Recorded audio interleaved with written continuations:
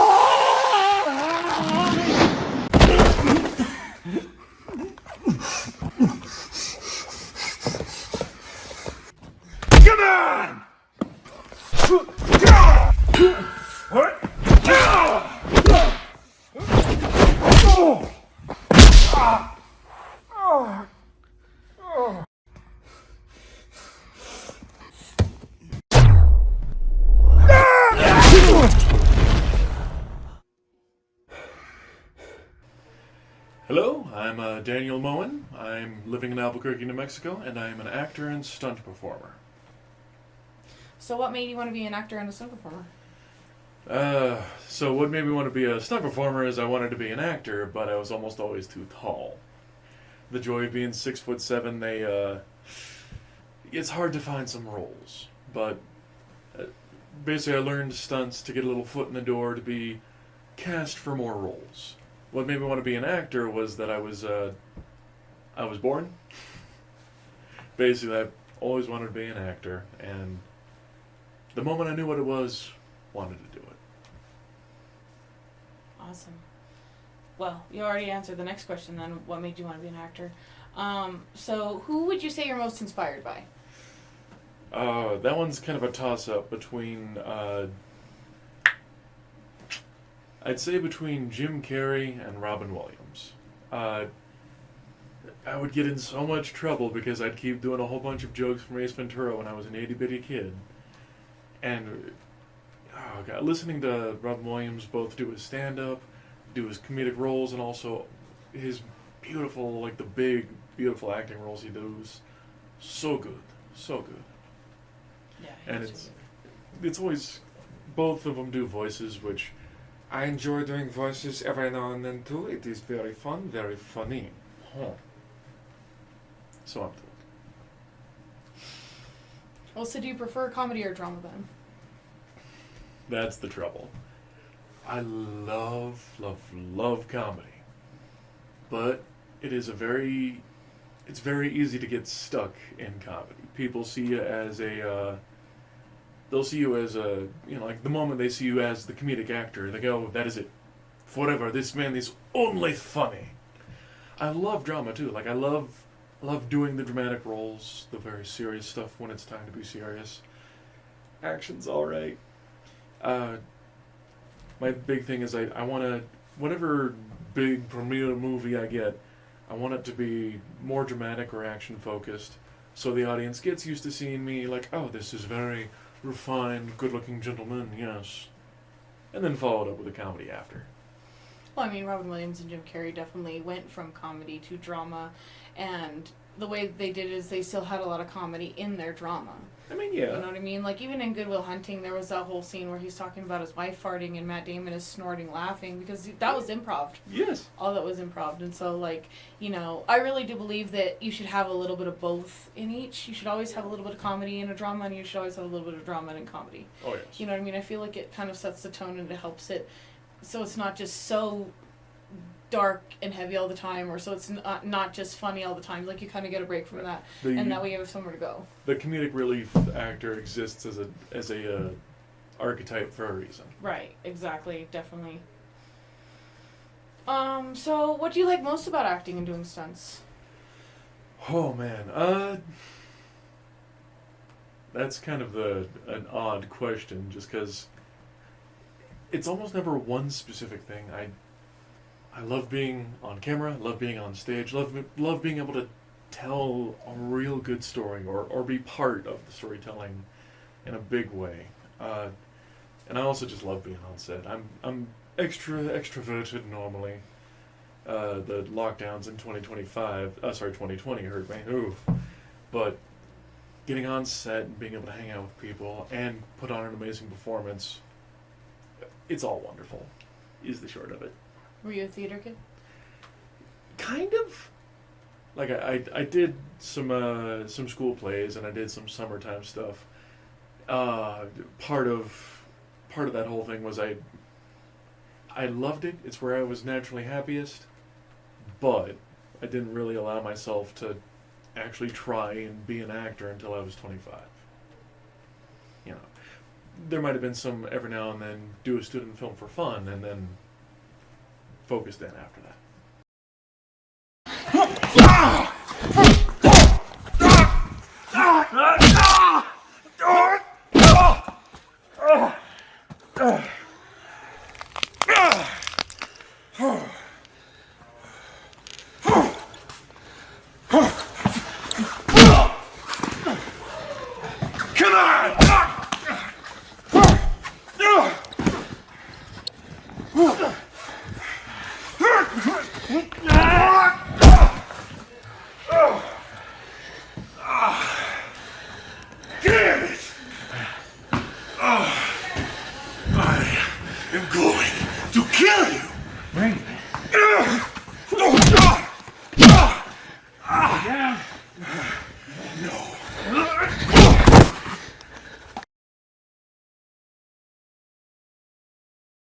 So what is the thing that you think you struggle most with in your career?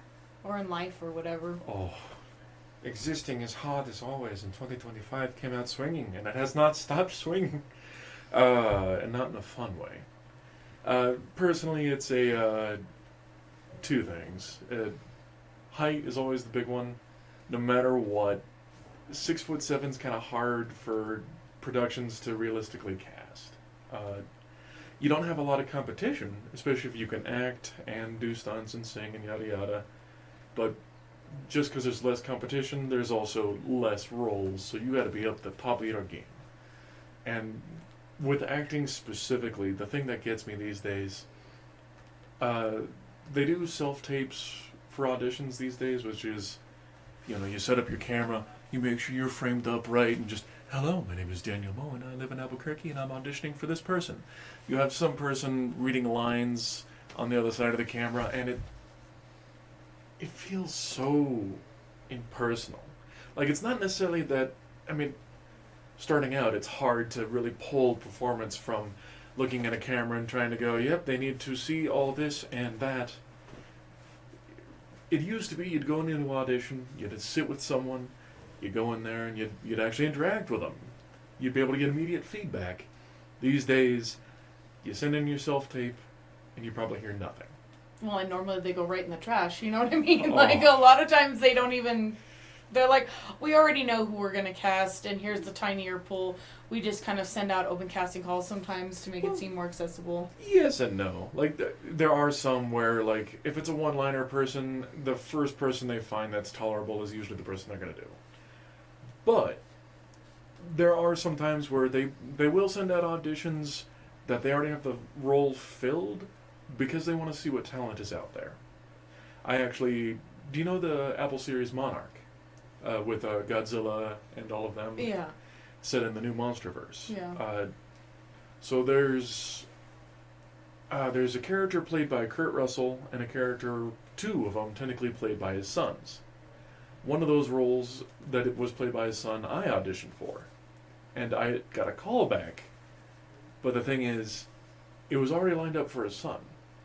So it's one of those things of the casting director, even though they weren't going to bring in someone fresh and new, they still want to see what's out there and see who's worth it. And it's almost like they want to have you as like a backup a little bit too in case something falls through. Yes and no. It is good to have that as a backup. Yeah, it is. Because you just never know. Oh, ain't that Some people could just say, I'm not doing this. They could just not be right for the...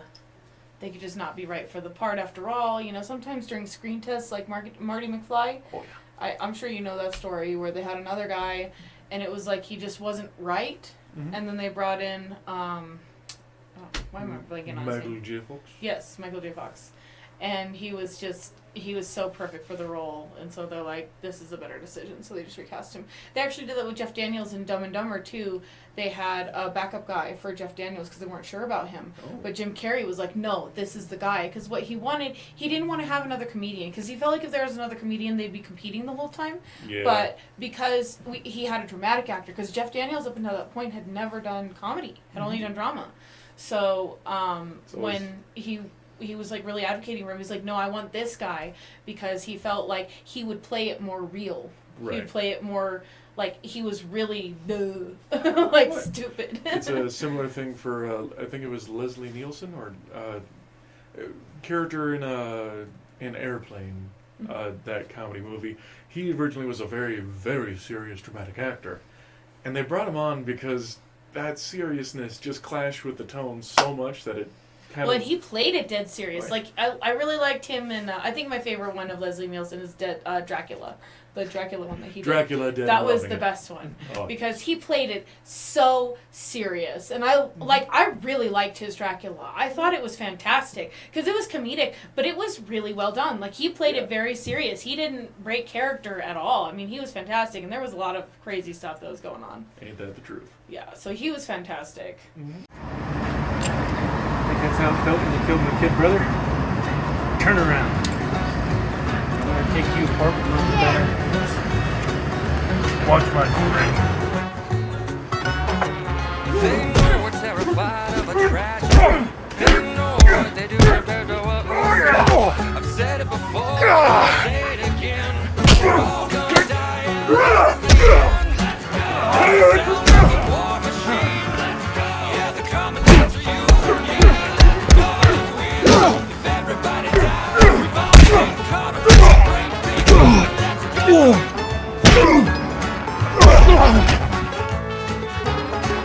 I ain't done with you yet, Batman. We're not the same. For that we should embrace. Yeah, I'm done with you. This is the tools they use to.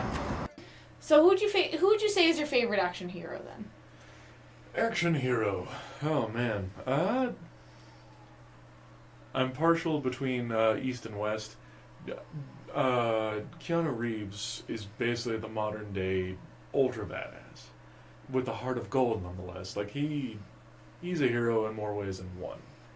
But when it comes to like Eastern cinema, Sammo Hung, hands down. He's just the way it works in Kung Fu is you don't necessarily have rankings. It's more like a family thing. This is related, I swear. And so Sammo Hung and Jackie Chan and a few others trained in the same martial art, in the same style, and so in a way they were all family. Normally you call the eldest technically highest ranked, but more the person who's been there longest, the eldest Kung Fu man, you call him a Dai Si Hing, eldest Kung Fu brother. But Jackie would apparently call him Dai Si Hing, big brother, which might have been a pun because Sammo Hung was a husky guy, but he moved like no other, and he hit hard, but he acted so well. So, I've got a lot of inspiration for both.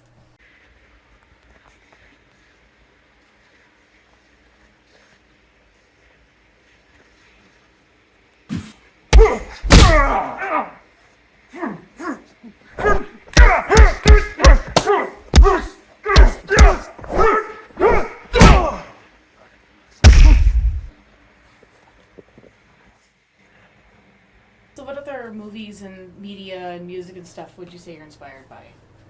Oh man, video games are a big one, as always. I was just talking with the wonderful assistant here about how video games seem to have in my personal view, they have a advantage over storytelling in books and movies where when you're watching a movie, no matter what happens on screen, it can be very affecting, but there's still that separation of it's not happening to you, it's happening to these people and you're witnessing it.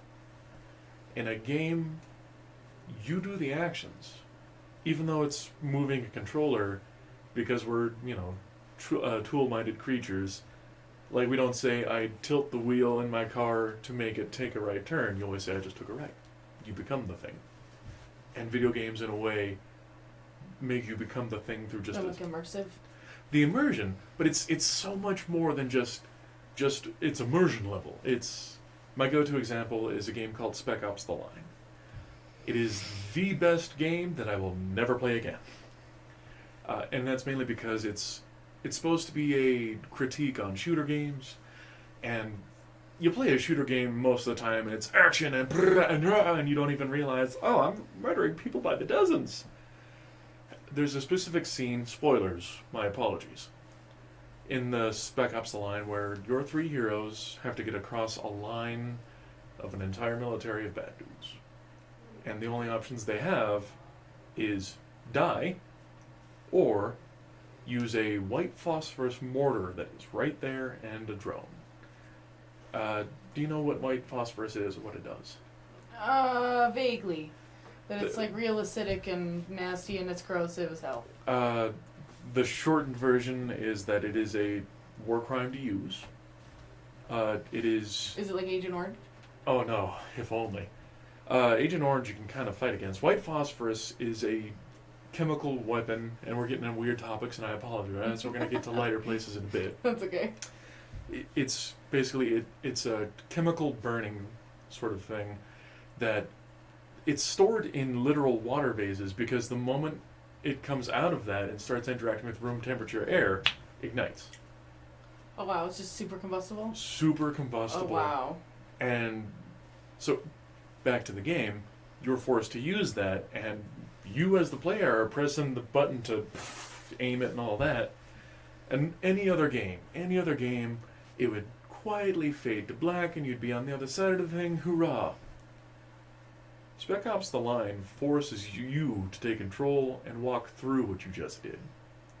And you see the clouds, and you see people are like skin is melted off, people are screaming, please kill me. And there's a large difference between going through that versus watching a movie like Thin Red Line where you see someone get hit by something. So video games are an inspiration.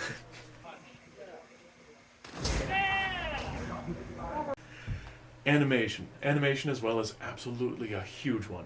Animation actually, it's one of the things I credit for actually helping me understand filmmaking so much better. With animation, you get that 24 frames a second, and being able to understand like the frame rates of things and see how they'll like cheat it on a screen helped me immensely understand how to interact with a camera in order to get like stunts and everything else better. Just as an example in real time, let's say you got someone you want to hit, they're facing that way.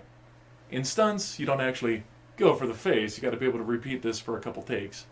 You normally punch past it, but because the framing is way off, you would see there it gets cut. But have them facing forward, I'm going to get them a little dark background, and then,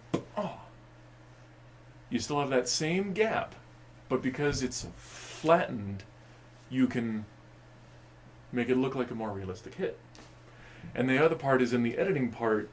If you have, like if you recorded at 60 frames a second, you can remove a couple frames. Like if you have a weird miss where it kind of goes off a bit and they react, you can remove a few frames and suddenly it goes from here to there and they react, and you miss that miss. So it's wonderful to know that. And finally, Looney Tunes. Oh, I grew up getting up way too early going to school, and the 2 shows I would watch were Looney Tunes at like 6 in the morning and SpongeBob. And the weird small storytelling rules in Looney Tunes and just the zaniness of it. Always wonderful. You got enough energy to run after me? You got enough energy to run after me? Okay, cool. Comedy taken. And rolling.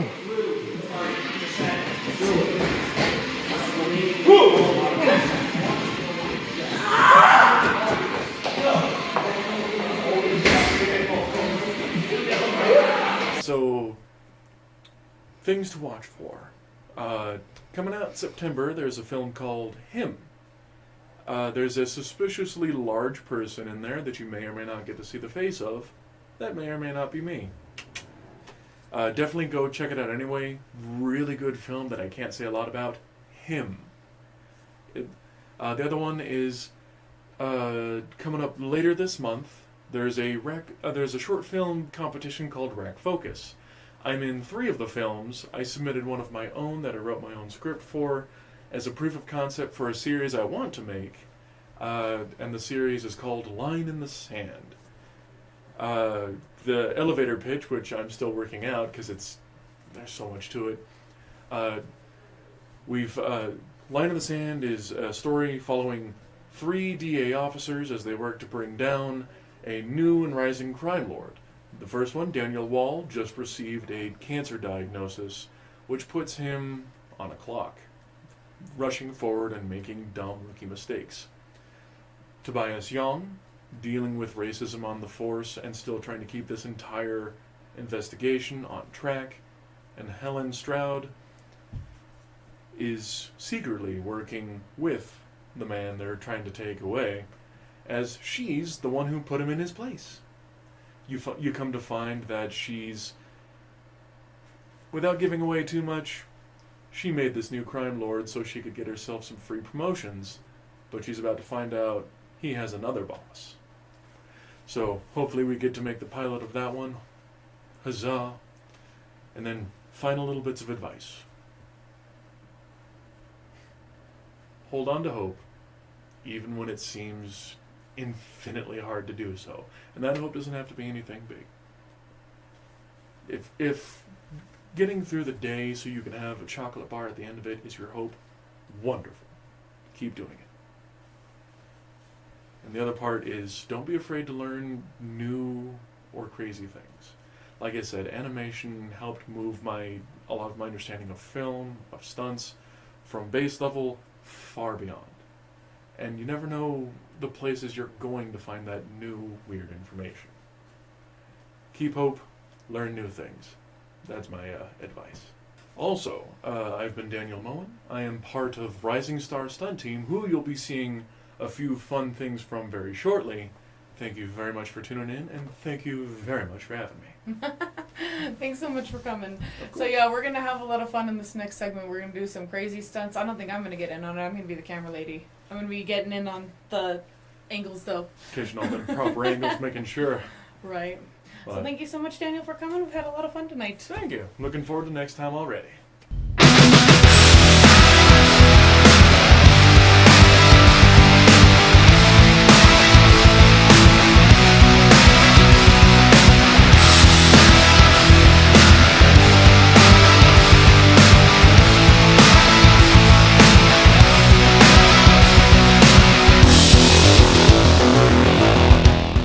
Thank you so much for watching our weekly podcast. If you have an interesting story or topic you would like us to cover, please email us and check out our website at mnzproductions.com. We are supported by donations, so please donate to our Patreon, GoFundMe, or Cash App listed in the description below. And don't forget to like and subscribe.